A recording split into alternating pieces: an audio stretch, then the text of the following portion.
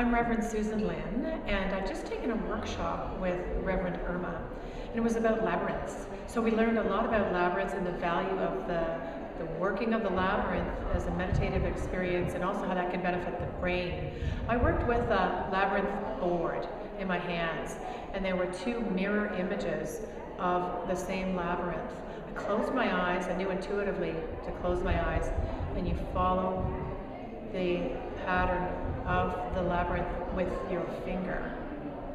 And it took me on quite a journey. At one point I thought that they weren't symmetrical because my fingers were following at a different pace, so they were going in a different direction, and then my other finger caught up, and intuitively I knew that my left and right brain were getting in sync.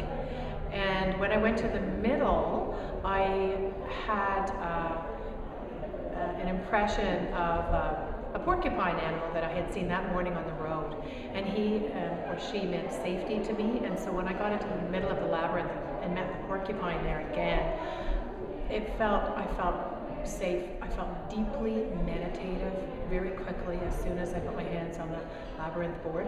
And when I'm speaking to you about this right now, I can also feel a lot of hot energy in the center of my hands, the way I do when I am doing a Reiki session, and healing energy is coming through me. I feel that's connected to my experience with the labyrinth board, so I'm really happy to share that with you.